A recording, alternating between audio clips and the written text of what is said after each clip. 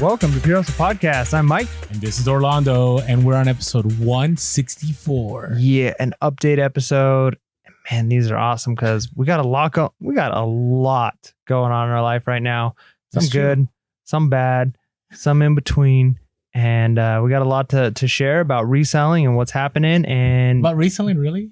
Yeah, for sure. Oh, so it's interesting because we're on episode 164. Remember I used to do the number things? I can't do that anymore. Yeah, 164 episodes. It's you get to a point where, it doesn't matter anymore. So, but hey, there's a lot. Well, I don't know if there's a lot going on, but there are some major changes that are coming for eBay and Amazon. We'll talk about that a little bit. But before we do all that, what's going on in our lives? What's going on with you?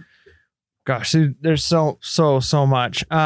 So tomorrow I leave for my road thrift trip. So I'm traveling to multiple states. I'm going from California up through Utah and Colorado, then going down to Texas and then back. So I'll be going through Arizona on the way back and a few other places. So hitting up a lot of states and going to be stopping and thrifting along the way, visiting family along the way, going to a couple of kind of little resorts and spending some family time. And a big part of this trip has been prepping for the trip. And I hate prepping for stuff like this. Like it almost makes it where it's not enjoyable until you finally get out there and can actually, like when we have our couple days at the resorts and we're just relaxing, it's going to be so worth the prep.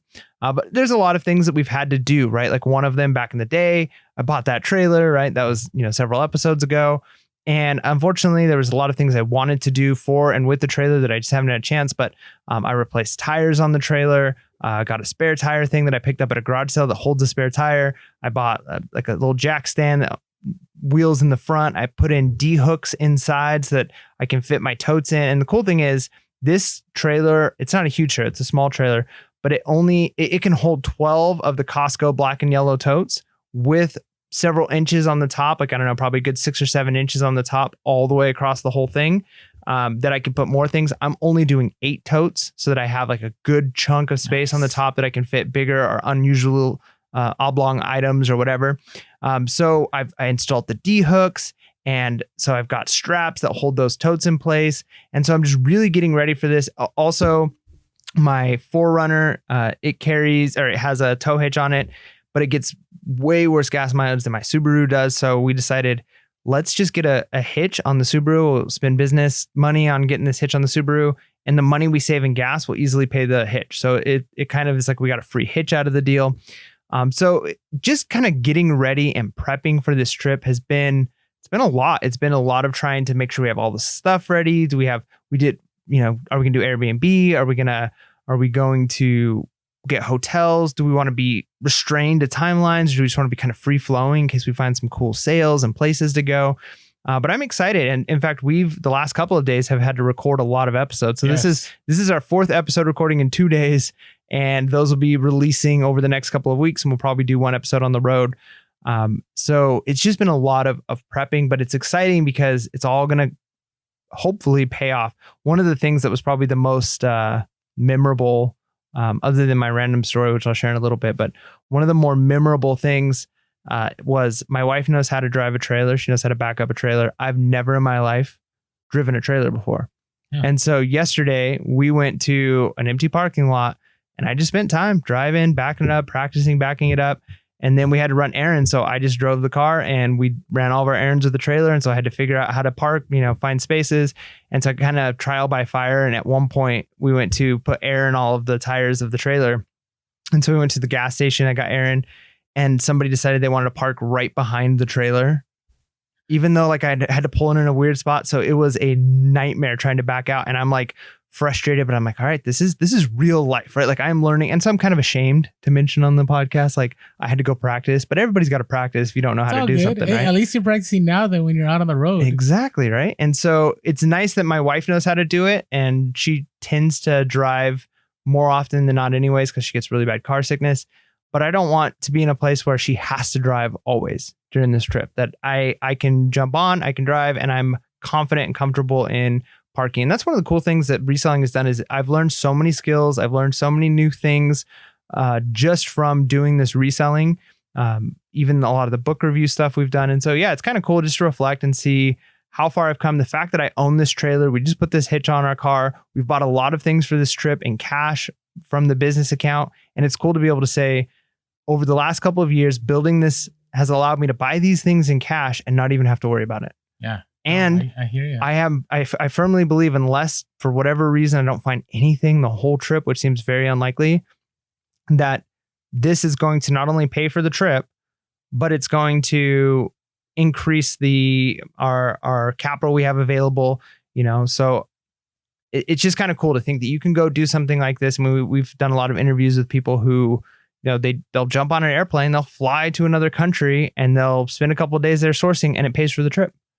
Yep. Like, that's so awesome. No, and again, it's things you would not have thought about until you started reselling. Yep. Right. I didn't even think about that. So that's good. Yeah. What about you? What's new with you? Well, real quick, I mean, we might as well talk about this. I mean, my car isn't working right now, right? And, we were just talking before the podcast about, like, I'm so glad for reselling, because all that means is that I'm just going to have to work a little bit. I mean, I already have the money to take care of it, and I got savings. Like, we talk about totally money makeover, where cars breaking down aren't like a surprise, right? They're bound to break down. So you should always have a little bit allotted for that. Just frustrating when it happens, right? But I was planning on doing all this sourcing, so now I had to get a rental van, and now I have to call AAA, and thank goodness that Mike, lives nearby, and he was able to at least pick me up so we could record this podcast. But outside of all that, things have been good. Things are still going to be good. The car is going to get fixed. I'm going to be okay. Everything's going to work out. So I've been sourcing a lot of local deals.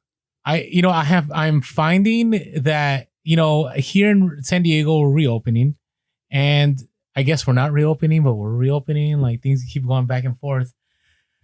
But the thrift stores, man, I don't know. Have you been? Yeah, I went the other day, and I picked up a couple of things. In fact, my BOLO comes from that. I had one good find, but oh, good for you. It hasn't been many great things. And yeah, I think the local game has been where the money's been. Yeah, right now. And on top of that, the prices at thrift stores have gone up.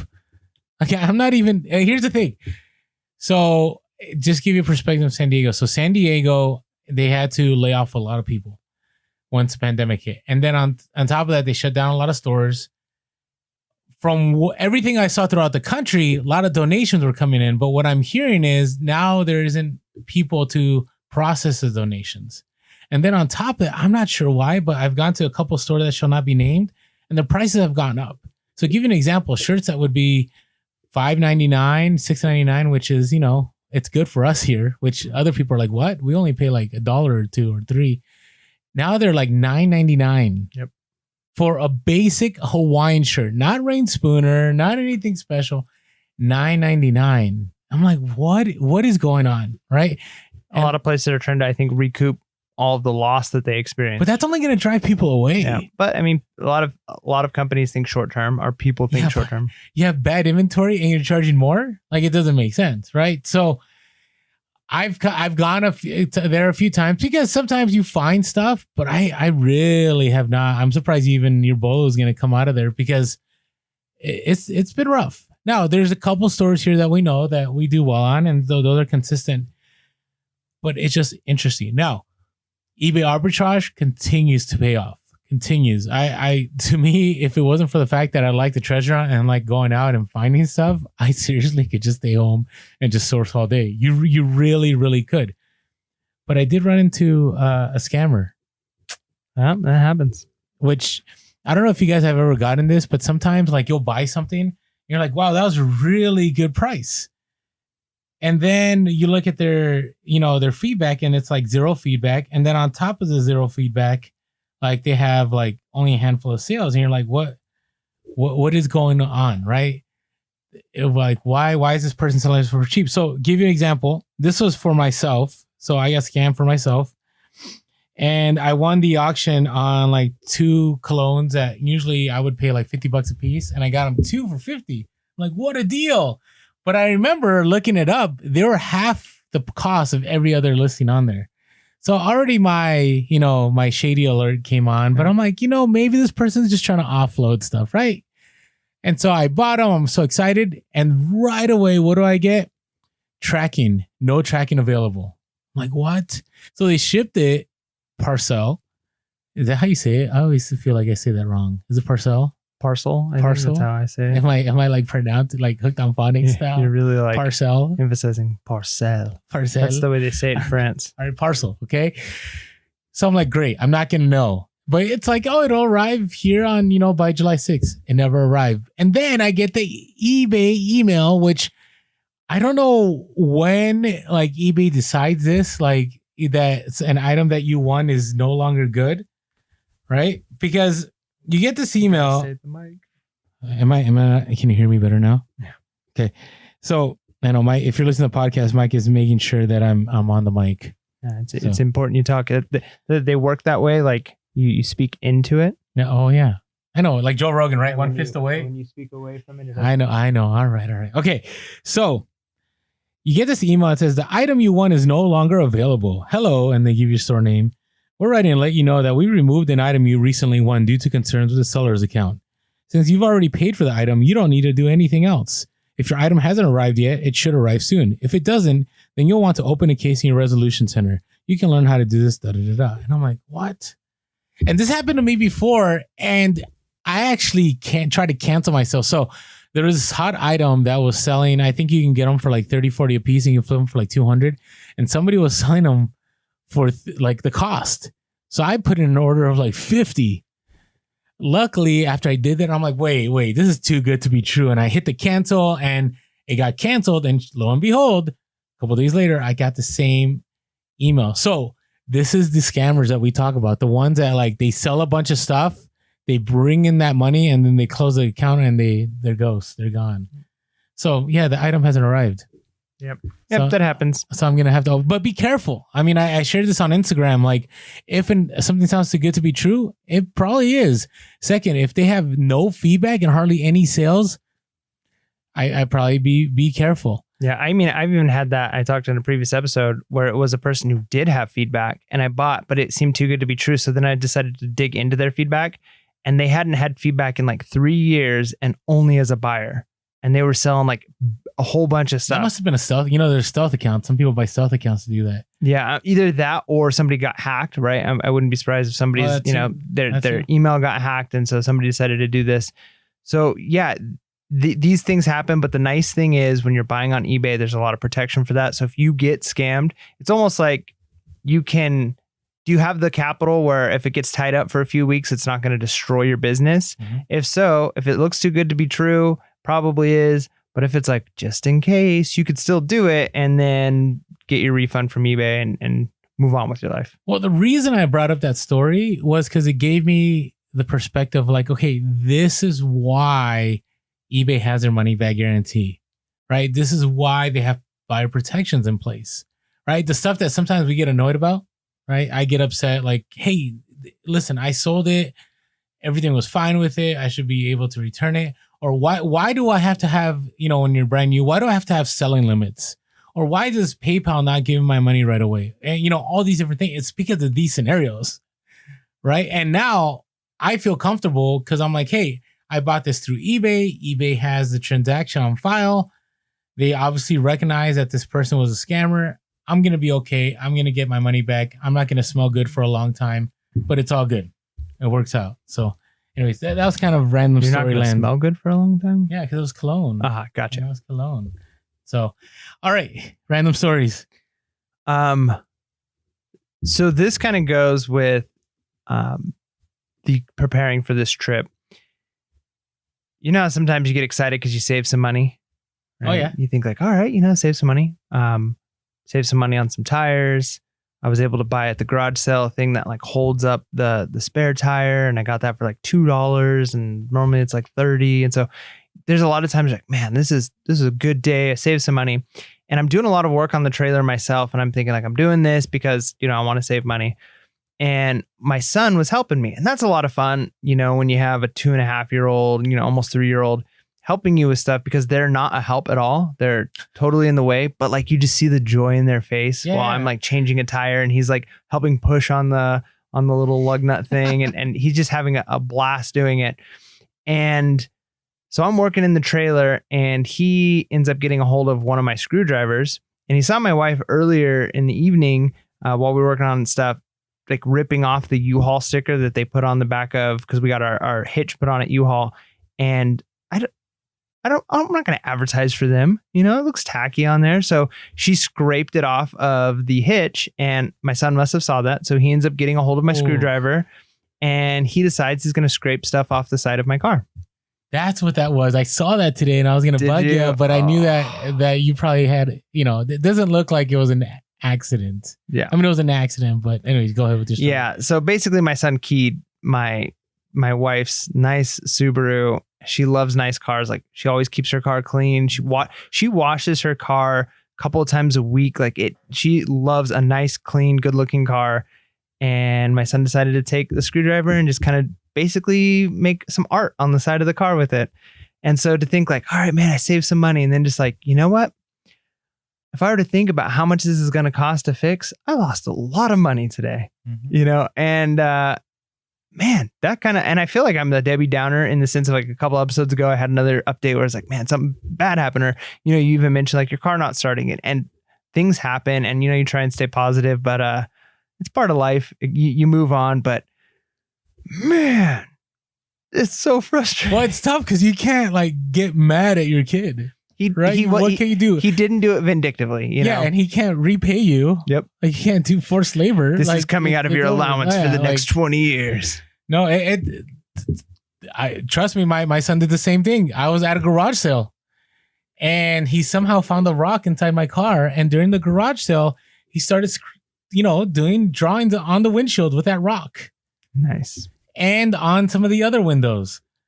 Luckily, the tint was super strong and didn't get to the window on the tint side, but I still have that lovely reminder on my windshield. Yeah, so I get it. So I'll make some money on this trip, but the reality is, if I were to count what it cost me, I'm probably just not going to fix it because, you know, even going into the total money makeover, you have options. Like, I could spend a bunch of money to get this repainted or resurfaced or whatever needs to happen here. Maybe it's not tons, but I think it would be tons of money for that.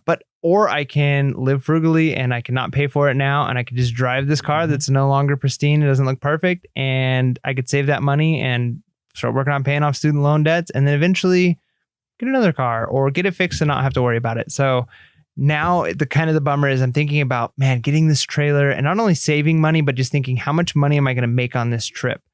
I'm going to pay for the trip. I'm going to pay for this. I'm going to hopefully be able to build some capital. And this is all what ifs. I'm still, you know, hoping that I can make money on the trip and get good stuff at thrift stores and garage sales along the way. But now it's like, if we weren't doing this trip, would he have gotten that screwdriver and drawn on my car? You know, so your mind goes there, and it's a bummer. No, I know. Trust me. I still see those scratches on my car all the time. So, okay.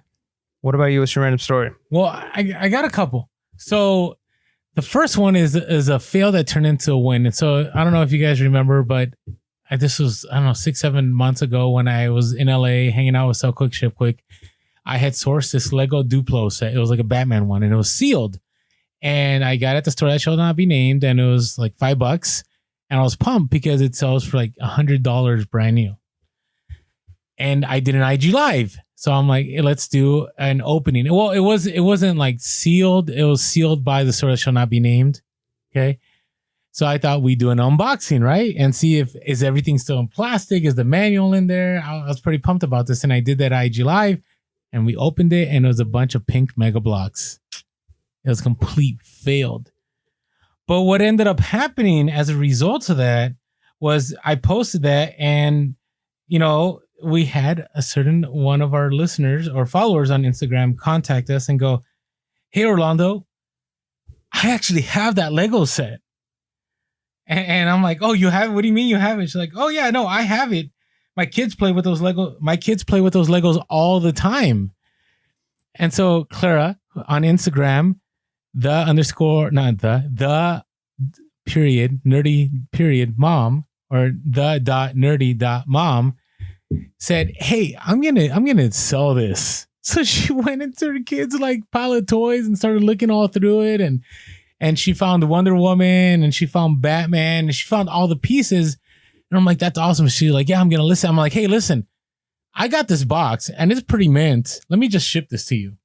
So, you know, she gave me her address. I went to Pirate Ship. I sent her the box. So she got the box, and it took a little bit because, we get busy with life. So she almost found everything, but there was one like minifigure that she couldn't find. So she went on eBay, found the minifigure, bought that minifigure for $9, got it shipped. So she had the whole complete set, and she had the box that I sent her, and she listed it on Mercari, and it sold in 6 days for $80 plus shipping. Nice.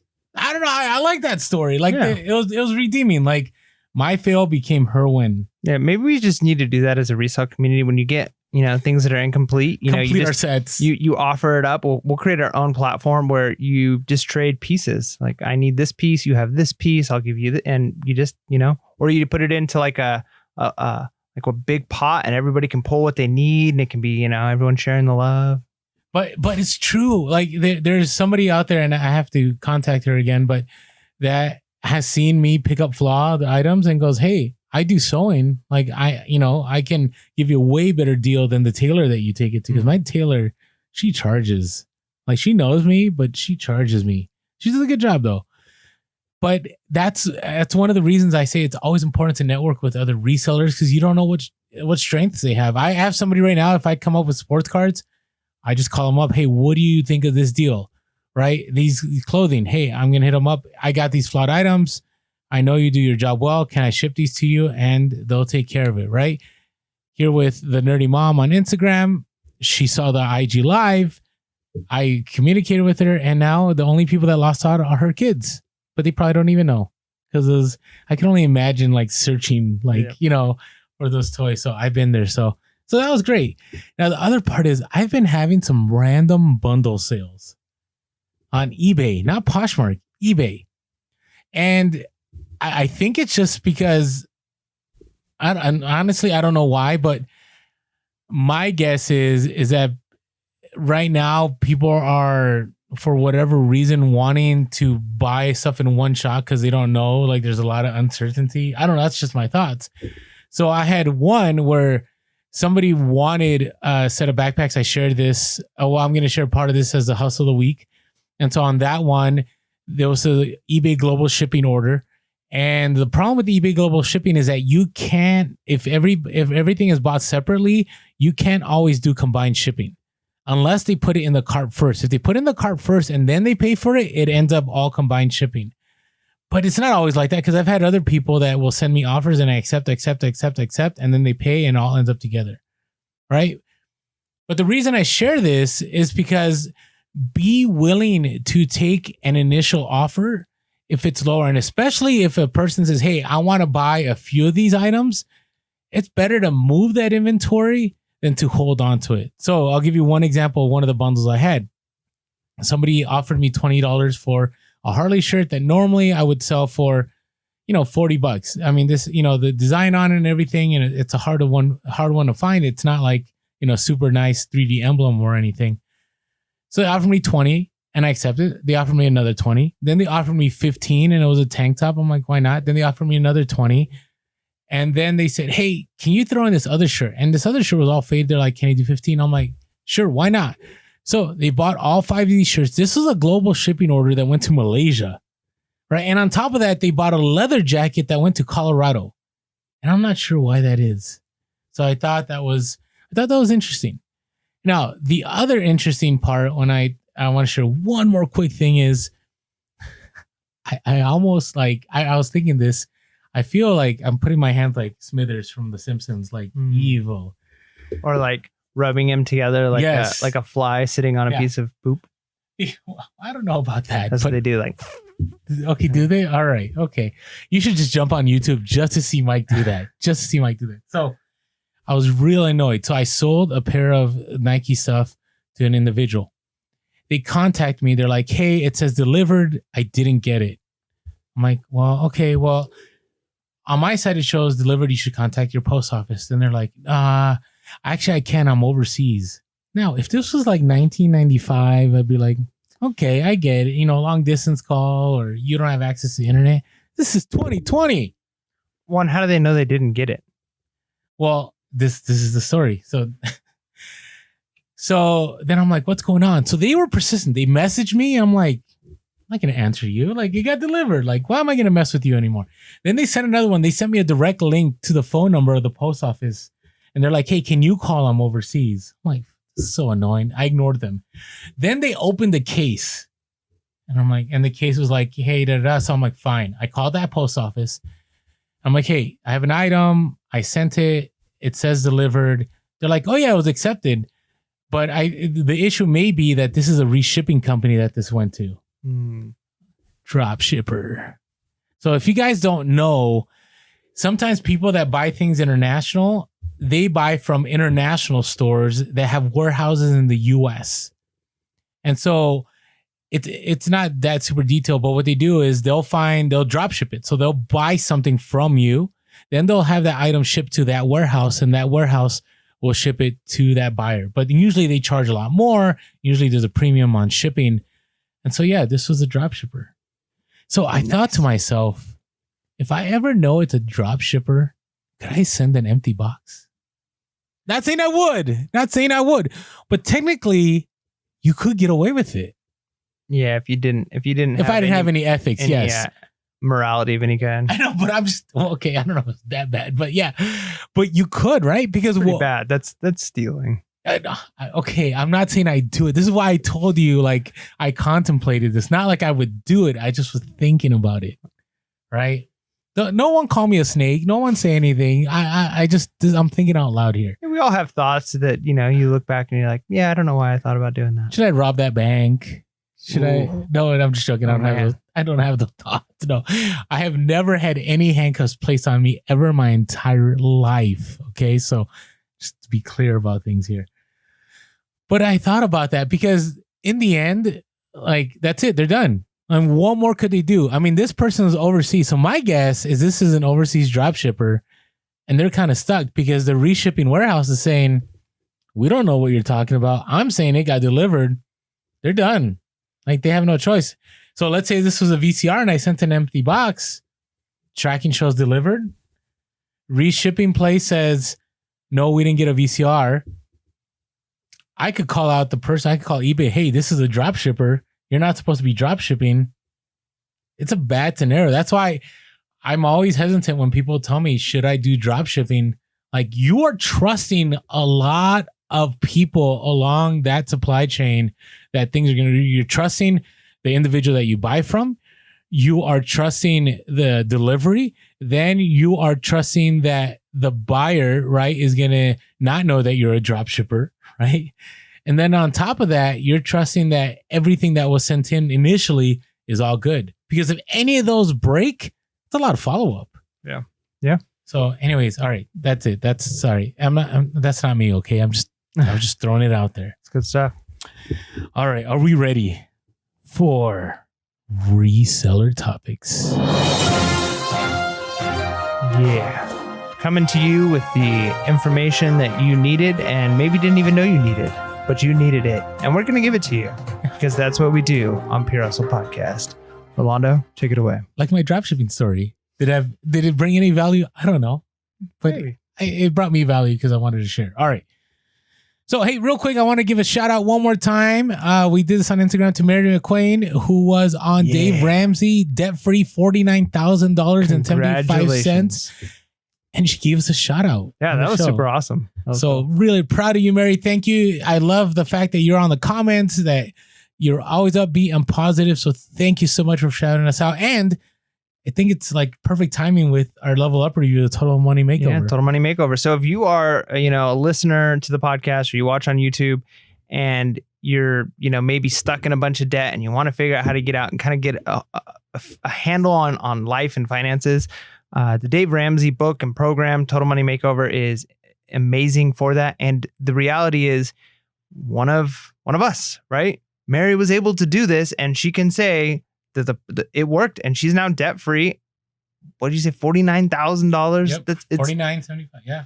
That's amazing. And so this isn't like some pie in the sky, somebody telling you they can sell you a random course. These are people we know who are doing it and they're making it. So check out our coming up level up review. I think it'll be super helpful for you. And if you were like Mary was, or like I've been and other people have been, where you're just swamped with debt, you can get out of it. And so I know how hard that was because I've done the program. I mean, I still have student loan debts, but I got rid of all my consumer debt. And I know how many sacrifices you have to make that happen. So congratulations, you did it, and you deserve the freedom that you now have. Yeah, agreed. All right, eBay managed payments. It's time. Dun. So it's kind of interesting. I thought by July 15, you have to be ready to go, right? Did you already do all the? Yeah. Okay. So it's a good thing because now eBay is saying the language changed from July 15 to starting in late July 2020. I'm like, oh, okay. Well, hopefully soon. My guess is that, we'll by the end of July, we'll be good to go. But if you haven't done this is a non-negotiable. Like there are no options here. If you want to sell on eBay, this is what you have to do. Unless, right? I don't know. Maybe the coin thing. I don't know if they changed that yet, but that was the one thing we talked about in a previous update episode where if you sell coins, initially it was like they're not going to allow coin selling if you do managed payments. And then they reversed a little bit and said, hey, if you sell coins, we won't force you into managed payments right away until we have that figured out. So that's the only thing. But hey, make sure you have all this information. So you can find this all online. It's real easy if you just Google eBay managed payments, registering, or if you go to your seller hub. But real quick, you're going to have your social security number or your EIN. You're going to have a bank. And we talked about this before about having a separate bank account, maybe, because now this is going to be a business account, right? Because they ask you, is this a private business or is it a business out there? And then in the end, this is supposed to help you because it's supposed to give you like a one shot of like, hey, this is what all your final value fees are. There shouldn't be any surprises. I got a question. I don't think I don't know if I've heard anybody ask this about this. Okay. So I know a lot of new resellers, they kind of, are able to get by and avoid some taxes for a little while. I'm not saying that anybody should do that, but if you make under $20,000 on PayPal doesn't send you, the, what is it, W-4? 1099. They don't 1099 you. Yeah. Yeah. W-4 would be if you're employed. So they don't 1099 you if you don't make over $20,000 through PayPal. Managed payments doesn't go through PayPal, right? So if Correct. you were in the process and you didn't quite make that 20,000 and now you're moving into this and you make over 20,000 in the year, but it wasn't all on PayPal, are you not getting the 1099? And then the other thing is it the same with managed payment? Is it a $20,000 limit before you get a 1099? Or is it automatically you've given your EIN or your social security number, you've got a bank account, you're getting a 1099 even if you make $50? What's it going to look like? I think it goes straight to the IRS. You think that they're going to be reporting it no matter what? 100%. I mean, if they're asking for your social, I don't see why they wouldn't, I mean, I know that's going to, So if you're not prepping for taxes, thinking that you aren't going to make that $20,000 and now it's managed payments. Again, that's just my opinion. I could be wrong, but it makes sense. Right. I mean, it's been interesting that eBay has been able to go this long without requiring any of that. Right. Because I know a lot of people are upset that they ask for your social security, but I mean, you need your social security pretty much for anything, right? It's very rare, right? I mean, unless you're opening multiple Instagram accounts, like you don't need it. But if you go to a bank or you apply for a loan, like that's key information. If you're running a business on eBay, right, it makes sense that they would ask for that. Now, there are those of you that do bookkeeping through GoDaddy. I've posted this on Instagram, but GoDaddy bookkeeping has it set up now for managed payments. That's one of the reasons I was holding off on managed payments. But I think about a month ago, they had it set up. So it's good to go there. So make sure to take care of things on that end so you can continue that bookkeeping on autopilot instead of having to go back and enter information. Nice. All right. Hey, we also have you done USPS International Standard Delivery yet? No. No, neither have I. I'm still a global. So anything we say, take it for a grain of salt. No, but this is straight from eBay. Oh, okay. Well, then take eBay at their word. No, so don't take my word for it. So we actually answered this question on our future Q&A episode that's dropping this Sunday about what's the difference between international standard delivery and global shipping. But basically, international standard delivery is a cheaper way to ship, but it doesn't have all the protections that eBay Global Shipping does. And this has to go directly to the person. As eBay Global Shipping, you just got to get it to Kentucky. So just a heads up. If you're shipping to certain places, they limited actually the number of countries that you could send it to are lower. So make sure you check that in your listings. Maybe they already kicked you off of international standard delivery. Maybe they didn't.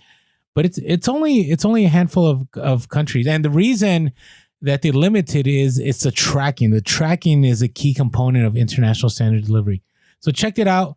Not very huge, but they said USPS has reduced the number of countries providing electronic delivery confirmation services for first-class international packages. So that's the other reason international standard delivery worked, is that it gave you tracking for first class, where if you send on your own, usually the way that to get tracking in foreign countries was just through priority, right? So this was a more economic, it was a cheaper route. So there's a list of countries. It's about 15. It's not very many.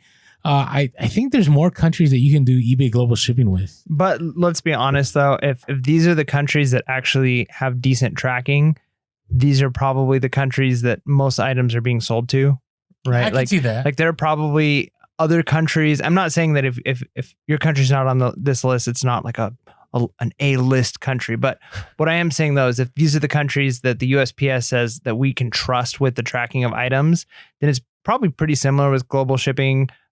They're probably there's going to be some countries you just can't ship stuff to with the same kind of confidence. And so I would imagine of these 15 countries or so, however many there are there, that these are probably 95% or 90% of international sales anyways are going to these countries. So I wouldn't imagine it would make a big difference on your total sales.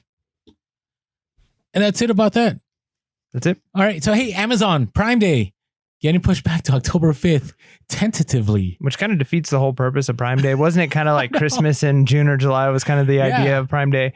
This is weird. And they're pushing it back to basically Q4 here. So, yeah. But again, how bad would that look, I think, marketing? Because that's what they really got to be thinking is right now we've already put so many limits. Things we're trying to make sure only essentials are getting out or that those are getting the priority. And then all of a sudden you're promoting like a holiday about buying when the economy and a lot of people are out of work. I think it just looks bad. Yeah. And so I think that they're trying to be wise here and saying, hey, we want to have Prime Day because people look forward to it and we make a lot of money on it. But the optics of doing Prime Day in the middle of a pandemic probably isn't so great. Yeah. And the key thing is I was reading the reports. There's a bunch of news reports about it was I think there was a concern that they would be overwhelmed, right? And then they would have major problem. And even right now, I'm still doing merchant fulfilled, and which is kind of scary right now with my car breaking down because I've just had some sales, and I'm like, oh, all right, hopefully we can figure this out. But right, let's say they did Prime Day, and there's lockdowns happening again, right? In California, we've locked down some areas and other parts of the country, and so it would be. I think it'd be detrimental because there's an item actually the other day I was trying to buy and it's early July right now. And they said it wouldn't get to me till August 1st. And I'm like, yeah, okay, this is not working out. And there's other sellers that actually have tried to send in Amazon FBA and it hasn't been checked in and it's been about 2 weeks. So yeah, Amazon is still flooded. I mean, we talked about last update episode about some UPS stores that haven't even been able to deliver because they have so much that people have to go to the store to do the pickup, which is kind of crazy. So be aware that I'm still doing merchant fulfilled, no matter what, even if I already rented a van for the next 3 days to take care of things. But I still think with merchant fulfilled or with eBay, you have the advantage. You know, Mike had shared, I don't know. No, you shared it in a future episode that we recorded how I shared this in the future. Yeah, you did. How you needed some kind of tires for your trailer and you were able to get it for fast. You get it for faster. You're able to get it faster because you bought it on eBay. Yep. Quicker and cheaper. There you go. So did we just ruin that story? No, it's okay. When you guys hear that story, just act surprised. Like, oh, wow. It's been tough. You know, we talked about it. Like we want to have guest hosts maybe next time to fill in while we're out. I think that'd be kind of fun. All right. So a couple other things. We got some insider eBay info. Ooh, is this even legal? Are we allowed to do this? Well, we're not going to share their name. Okay, so we're not going to dox them, but I mean, like, is this good? Should we be doing this? Because eBay's listening. Well, okay. So remember I had talked about like I wanted real data. Like I kind of was pushing back on Mike that like eBay. How do we know that it's only older people that are buying on eBay? Right? Maybe that's the perception that we have. But I got some kind of data here. So this was somebody that was I don't know if they were like fully employed, but they consulted with eBay. That's all I'm going to say with that. Okay. So they hit us up and they said, basically that there was a campaign back in 2017 called the Fill Your Cart with Color. And their goal was to, reach out to two reasons. One, they wanted to reach out to a younger buyer. And the second one is they wanted to convince more people that eBay sold new items. Right. And I kind of feel like that's what CEO Devin Wenig was all about. Right. Do you remember eBay Open? It was all like, he never said it was Amazon, but it was like, we're going to do the buy it again. Wow. And we're also going to do managed delivery, right? Which was supposed to be like FBA, but for eBay.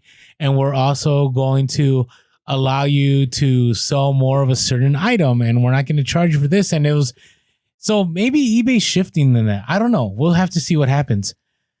So it said that part of this campaign is they looked at it and they said large majority of our buyers are not young at all, right? The 18 to 25. They are older, 35 to 44 and 45 to 55. And so they had to develop a whole campaign, right, to educate customers and let customers know that 80% of eBay's inventory is new and not used. So they struggled with that concept. And they struggled with selling their platform for over a decade with trying to get these younger consumers.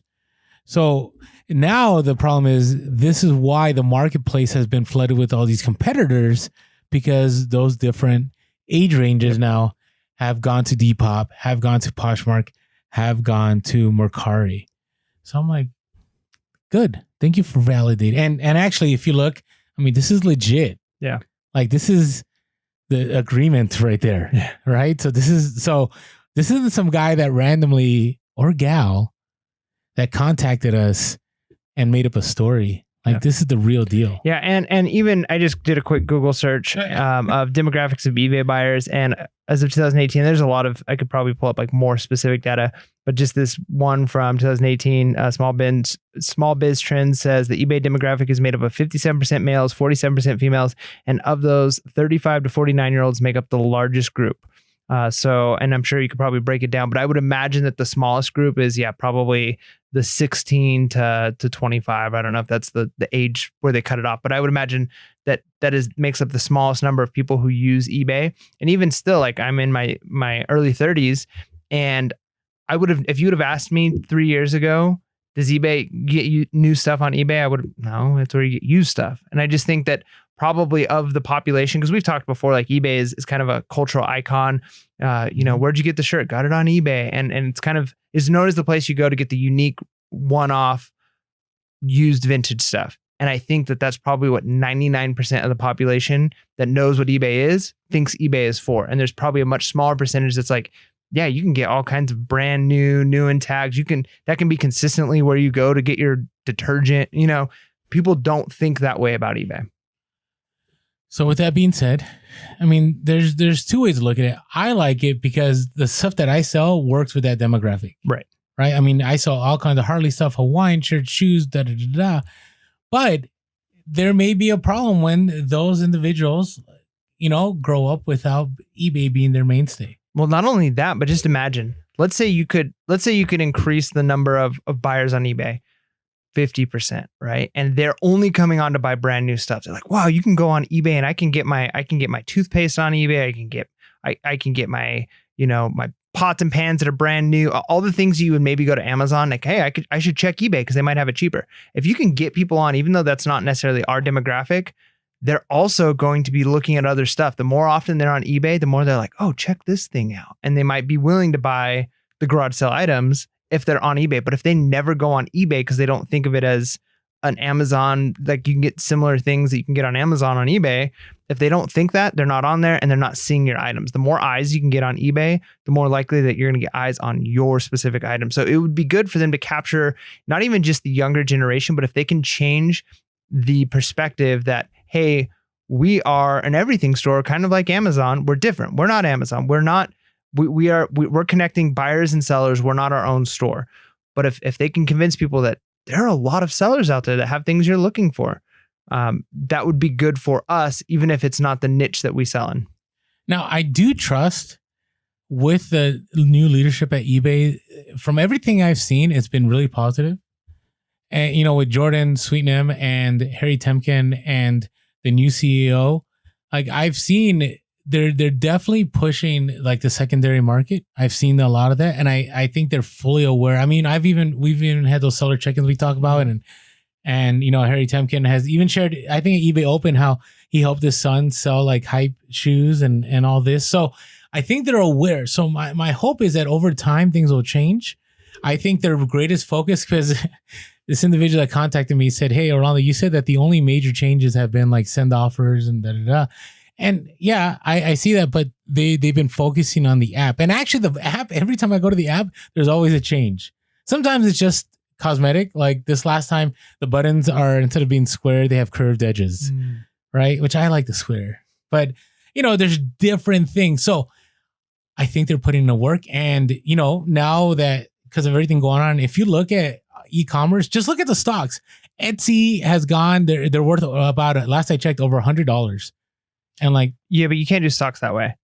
No, but the reason I'm saying that is it's usually stocks are a predictor of how businesses, what people believe about businesses, right? No, right. But what I'm saying though is that because it matters of how much a share is of the company. So a stock can be worth $5 and be a better company than a stock that's worth $500. No, I agree with that. For sure. But people are believing in that growth. So I'm looking at like eBay. eBay, since our last podcast, it was at 52. Now it's at like 57. So we could look at percentage growth as. Yeah. And Amazon just topped 3,000.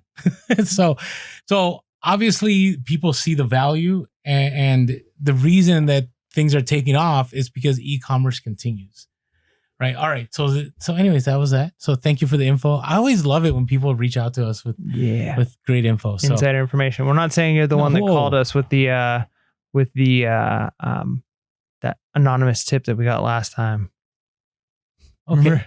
No, I don't remember. Well, that was more of a satire, but remember we did that episode. I don't remember. Okay. All right.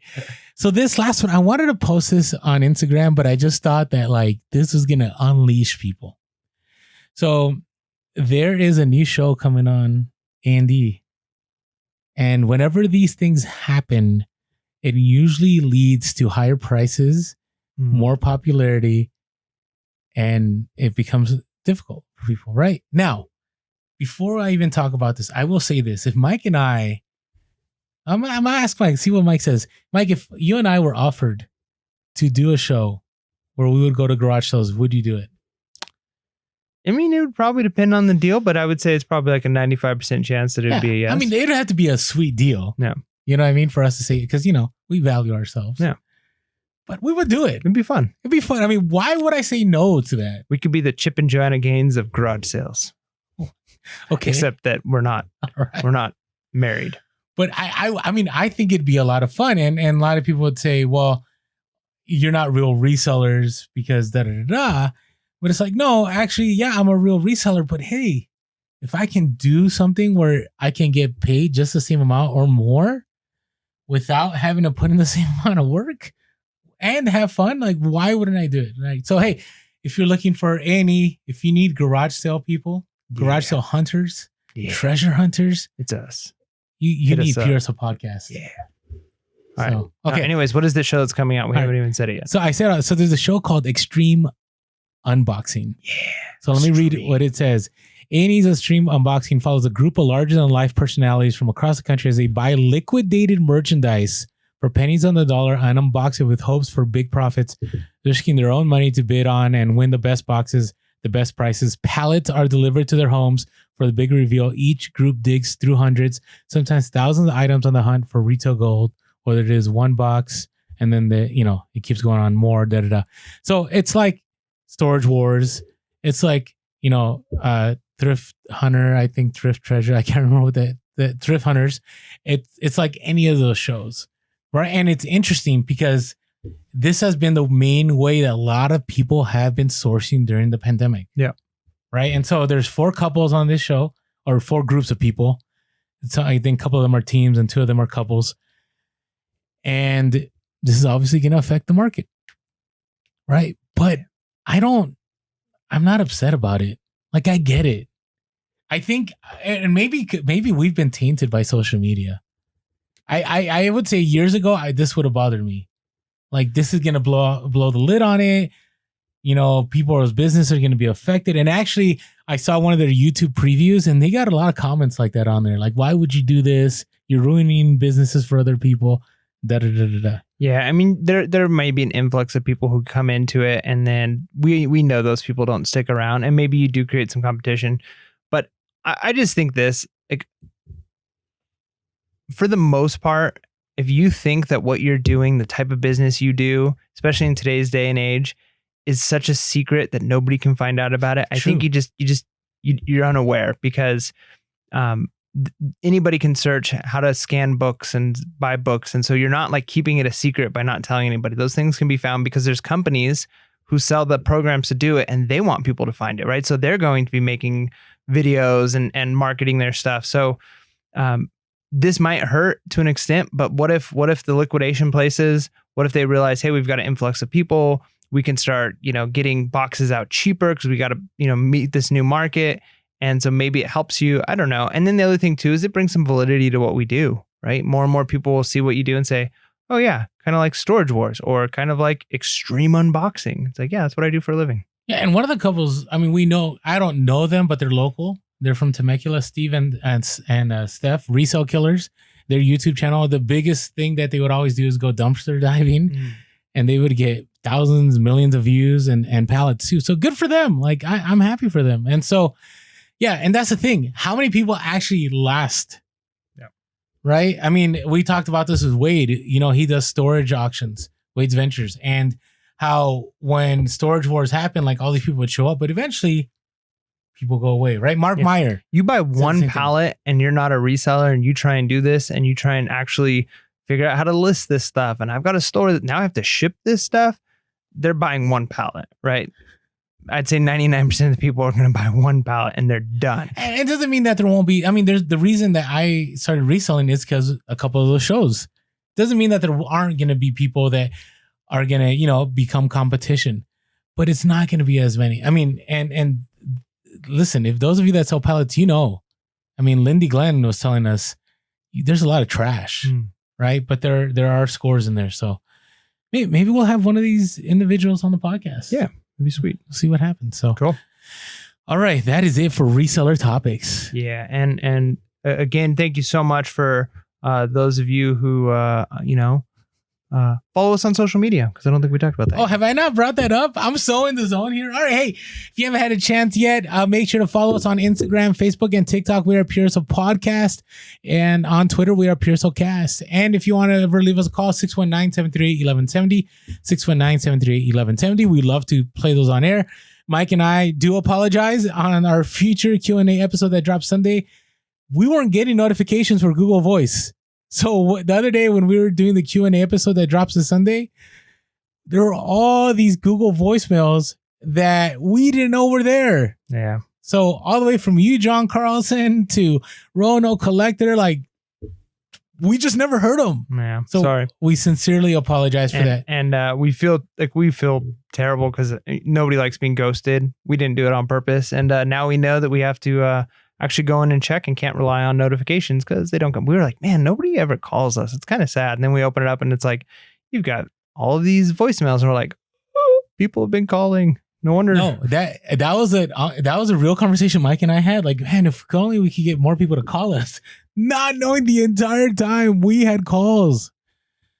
All right. I just feel really bad. Like there's a part of me that wanted to get back to some people. It's kind of embarrassing, actually. But it's like 8 months after the fact. So, all right. Hey, and by the way, if you're catching us on the podcast and you want to see on YouTube and catch some of Mike's journey, you can go over to YouTube, subscribe to us, hit that bell notification so you don't miss those video drops. And thank you everybody for the donations, the t-shirts that are being bought, and the reviews on YouTube. Is there YouTube reviews? No, commenting on our YouTubes, but the reviews on our iTunes. Wanted to share one of them real quick. It's kind of interesting with some of these because I'm like, people listen and they're not resellers. Let's get a new one. So this one is from that guy who works in IT. Okay. And they said, love long format book reviews. I started listening to Pure Hustle a few weeks ago when Reezy Resells was on. I'm not in the reselling game, but love to learn about it and hear about the challenges around the reselling games. The real gem is Mike and Orlando. Thank you. No, it doesn't end there. It doesn't end there. The real gem is Mike and Orlando read business books and long format review them and relate the content back to reselling. Really enjoy it. Keep it up, guys. Nice. I'm glad people like the level up reviews. This is one of those things where like, are people going to like this? Like all of this connects to life and reselling, but sometimes we kind of, are focused on things that aren't necessarily like do this for your eBay business. And it's just, how do you become a better person and build business in general or become financially secure? And so we're glad that people are taking those and enjoying them. I mean, we'll probably do some in the future about leadership. And it's like, well, I don't have any employees. What do I need to know about leadership? Well, actually a lot, right? These things can actually change who you are as a person. So we're glad that we can share it and that people are finding value in it. Agreed. So thank you guys. Thank you so much for the reviews. Really appreciate it. So, all right, it is time for... I wanted to build up the suspense there. Well, you got it. Sometimes you got the suspense. Sometimes I push the soundboard button and there's a delay or it just doesn't start. So I got to push it again. And on YouTube, I'm waiting and I love the awkwardness as Orlando's like holding his hand. Fist up. But anyways, it is time. Oh, sound can't be played. All right, let's try another one. Do you want me to just? I can do the sound. We'll go old school. Yeah. I don't know what happened. What's your BOLO? Yeah, that's part of the new sound. What's your BOLO? Okay. Yeah, we got our cool new BOLO sound, and it didn't play there. What can you do, man? Technology. Keeping it real. Technology. At least you had the backup BOLO sound. Yeah, always have a backup. All right. Okay. So what's your BOLO? What's your BOLO? So this is one I know for a fact I've actually done before. Maybe not as a BOLO, but I think as a BOLO, at least as a hustle of the week. But I was at a thrift store the other day. I had to run to Harbor Freight and get some things for the trailer. And I drove by a thrift store, so I'm just going to stop in really quick. And lo and behold, looking through the shoe section, and the shoes are very expensive for shoes that aren't worth much money. But I see a pair of shoes for $7.99. Shoes right next to them they're charging $15, $18. These shoes, though, are Specialized. It's the brand. Cycling shoes with carbon fiber bottoms. $7.99. One of the cheapest pairs of shoes they had in there, and hands down, that is their most valuable pair of shoes that was in the store. Yeah. And it was one of their least price. So they just had it priced. They don't know. I mean, they charge way up on things they shouldn't be, and they didn't know these shoes were worth money. And so I picked them up for $7.99, and I'm probably gonna be able to sell them for over $100. And so it's a BOLO because a lot of people overlook cycling shoes. And from my experience, and it could just be that I don't know other brands, but from my experience, road cycling shoes tend to do better than mountain bike cycling shoes. True. Occasionally you find some brands or some shoes, mountain bike. So how do people know the difference? Well, I mean, usually it's pretty clear because the cycling shoes, the clip-in cycling shoes that are for like road bikes, have like a really smooth bottom. Sometimes they'll have the cleat on the bottom, but they almost look, imagine like a bowling shoe, I guess is a way of describing it. Like they don't look like tennis shoes or boots, right? They're kind of, they're a unique look, right? Or maybe like a track sprinting shoe. They have their own look to them. And you want to find the ones with the carbon fiber, not plastic on the bottom. So is it a metal bottom or is it plastic bottom? The carbon fiber is going to be worth more. But mountain bike shoes a lot of times look more like a boot or a tennis shoe, or like a hiking boot, and they actually have tread on the bottom. And then there's just a place that can clip into the pedal. So if you see shoes that look like shoes that just have a weird thing on the bottom that can fit into a bicycle, usually they're not worth as much. You should still look them up. But sometimes you find cycling shoes and they're worth money. So definitely keep an eye out. You're looking for Specialized, you're looking for Shimano, you're looking for, and again, it depends because I have a pair of Shimano cycling shoes for myself that I paid $30 for, and they're plastic bottom, and they're just like the run of the mill cheap ones. But you might be able to find some that are worth money if they're carbon fiber, they're pro level, because there's a difference. Just like anything, there's a difference between like the consumer level and then like the pro level. And if you can find the ones that are the serious people in the hobby use, you're going to get a lot of money for. So check out cycling shoes.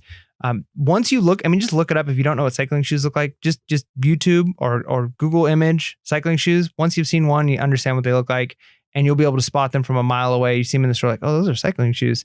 And a lot of times people don't realize they're worth money. And again, one of the reasons is it's such a specialized thing. No pun intended, because the brand is Specialized, but it's such a specialized thing that the chance of somebody walking into that thrift store needing cycling shoes in that size is so small. But when you're on eBay, you can reach a much wider audience. Yep, agreed. I think that was our first repeat BOLO from episode 3 or something. That's not our first repeat BOLO. Yeah, you don't think so? Yeah, remember when we put that was together what I gave, I think, like years ago, 2 years ago. Maybe. I mean, I sold a pair that was like my big hustle the very first time I bought a pair That's for $4. what it was. Yeah. That's what it was. Okay.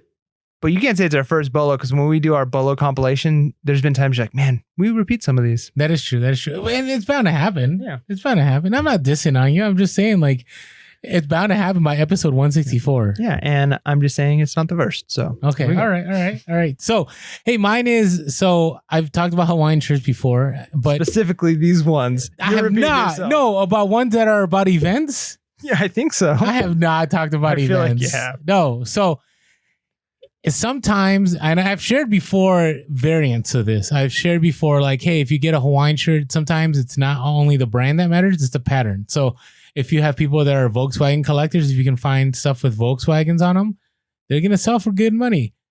If you find ones with Corvettes, they can sell for good money, right? Sports theme ones, but event ones, right? Because events are harder to find. So I have found before, like, Hawaiian shirts that are like WrestleMania, right? You have the wrestling enthusiast, and it may have only had so many of those that sold, right? Here in San Diego, one of the big events we have is Over the Line, right? It's a sporting event. I guess you can call it. It's more of a beer drinking event, but you know, it's both worlds collide. But you know, those shirts you can only get when you're in San Diego, and so I've picked those up for like $5, and I've sold them for about $50, right? Kentucky Derby. Here, another big event that Kentucky Derby's not big event in San Diego, but something similar to it. Here we have the Del Mar horse races that happen. And those Hawaiian shirts can usually sell very well in the summer because that's when we have the event. This year, it's been pushed back, I believe, to late August. I can't remember the exact date, but those shirts sell well, and they sell well at certain times of the year. And so keep an eye, just because a brand is important. Don't get me wrong. But just because the brand isn't a Rain Spoon or a Kahala or, you know, some higher end kind of brand, it doesn't mean that shirt cannot sell for good money, because maybe you could only get it in a certain region. And there might be somebody in another part of the country that lived, let's say, in San Diego or, you know, San Francisco, or wherever it is, and they remember a certain event. They kind of want to reminisce, and they want that shirt. So keep an eye. Always do the research. Always look at comps. But yeah, I just picked up a Del Mar one, and I just thought, I haven't shared this a lot because I have sold some really awesome San Diego based shirts that people want because they want their ties to San Diego, and they'll pay $40 to $50 for a shirt that costs, you know, $5 to $7. So keep an eye. That is my BOLO. It's good. It's good stuff. All right. What are you looking forward to? You know, the next couple of weeks, I'm just going to be hanging out at home and relaxing. No, I'm just kidding. So I'm sure everyone's tired of hearing about my trip, and hopefully, you know, over the next couple of weeks, you'll be able to see some YouTube videos about it. But I guess of the trip, I mean, there's the personal things of the trip I'm looking forward to. I'm looking forward to going to Great Wolf Lodge. I'm looking forward to seeing family. We got a nice Airbnb for a couple of days somewhere. Nice. I'm looking forward to that. But I think reselling related, one of the things I'm looking forward to specifically is seeing inventory in different locations, because what happens is if you're always shopping if you're always going to the same watering holes, you see the same stuff, or you never see certain things. Like finding a Patagonia here is I almost never see Patagonia in our thrift stores. Occasionally it's like, oh, here's one. But if it is, it's really expensive. When we went through Colorado and Utah, man, it was like every thrift store we went into, like every 8th item was a Patagonia item, right? And it's like, oh my goodness, there's so much money. I know. I wish we had this here, but there might be certain things we have here that they don't have, right? So what I'm looking forward to is different cities, different states, and seeing what are the things they have here. Maybe it's an untapped market that nobody knows here they should be looking for, but because it's so rare where I'm at, you know, if I see a whole bunch of them, I'm going to know it's worth money, but people see them all the time. Like you said with, you know, event shirts, it's a good example. You might think like, oh, these are common. Everybody has these, right? But maybe it's really not that common. You just don't know. So I'm looking forward to seeing what other people have, what other states have, and hopefully seeing cheaper prices. So, and the interesting thing that you bring up is that it's funny in San Diego all the time. Like, you know, we have certain sports teams, and their items are here and people don't pick them up because they're like, man, we see them everywhere. Mm-hmm. But that doesn't mean like they're not worth something, right? And so, you know, in your area, hopefully people aren't picking up that Patagonia and you can get that Patagucci and make that Gucci money, right? So, yeah, I do miss. I mean, that was kind of nice when I went to Wisconsin on my trip was I'd go into stores and I think people just took for granted some of the stuff because they're like, they would see it all the time. Where me, I'm like, I can't find Red Wing shoes or Danner boots ever when I'm sourcing here in California. So it's kind of nice. What are you looking forward to? Oh, so getting my car fixed. That's the first thing I'm doing after this podcast. Yep. So, but it's kind of interesting because I was going to do a major sourcing run and I actually ran out of space in my car. And so I now have to rent a van. It's going to have to happen. It is what it is. So I'm going to be maybe traveling over the next couple of days. I got to see what I'm going to do. This kind of, you know, it's never nice when you're expecting to make profit, but then you know that profit's where it's gonna go first, right? So even though I already had savings for it, I never like dipping into savings ever. Okay, so gonna do more merchant fulfilled just because I'm anticipating that Amazon's gonna they're already swamped again, and as you know, gyms are closing down and restaurants are closing down in parts of the country. It's very likely in the next few weeks we could be back where we were in March. Yeah. I mean, who knows? I hope not. I hope not at all. But, you know, I'm anticipating for that. So I'm going to keep doing merchant fulfilled. At least this is getting me prepped for Q4. Because I have talked about it before where in Q4, all I did is FBA, but I feel like I left a lot of money on the table. I think now this is going to give me a great opportunity to be able to understand what I need to do even more on a grand scale. Because, you know, I had mentioned when I was in Wisconsin, I had like 100 items I had to ship out within 36 hours. That was work, but I know what it entails. I know what it takes. You know what it takes. The other part is I'm trying to get my eBay listings up to 3,000. And every time I jump a lot, I either have a good amount of sales, which is a great thing, or I get caught up on Amazon. So this is the tough part I have. Like I do cross list to Poshmark. I cross list to Mercari, but it's getting tough. Yeah. Now, what this means is I probably need to hire somebody else and scale up, or I need a helper. And I know Mike loves it when I use that word, helper. But the problem with that is that with the pandemic, like, how do you? I don't know. I don't know. I mean, obviously, it has to be somebody you trust, somebody that you're fine with, but it gets a little different. So. Who knows? We'll see where things go. If MF really takes off for me, I may by next podcast, our next update episode, have a discussion of the fact that I ended up, you know, because my helper has been looking for work. I've had so much time on my hands because can't go anywhere that I haven't needed it. But maybe that time's coming. So maybe it's time to go back to that. So we'll see what happens. So good stuff. So wow, I feel like we flew through a lot of stuff. Yeah, I think there's a lot of big things to talk about, but what I would say is if you're listening right now and you're like, man, that was for an update episode, maybe a little short, you know, one of the reasons it was short is probably just because we did 4 episodes in 2 days. But if you're feeling like, man, I'm missing me some Pure Hustle podcast, like I said, hopefully I've uploaded some YouTube's videos, I've uploaded some YouTubes to video. I've uploaded some videos to YouTube about my trip over the next week or two. So jump on there, jump on Instagram. You can hear a lot more stories about what's going on with Orlando and what's going on with me. And so if you're feeling like, man, normally it's like an hour and a half and it was only an hour and 10 minutes. We have failed. We're here for you. We're here for you in other ways. So jump on, listen to some of our other episodes and prepare for our upcoming Level Up review. If you haven't gotten the book Total Money Makeover, in a couple weeks, we're going to have that episode drop. So, you know, there's things you can do to be a pure hustler even now. Yeah, but before we end, hey, listen, things are still going. So keep listing, keep sourcing. Who knows how long this will last? I say keep riding the wave because eventually that wave may eventually crash and things might slow down, but it's not stopping anytime soon. So keep hustling. Yeah. So with that being said, hey, make sure to be real, be relevant, and be reselling. Peace.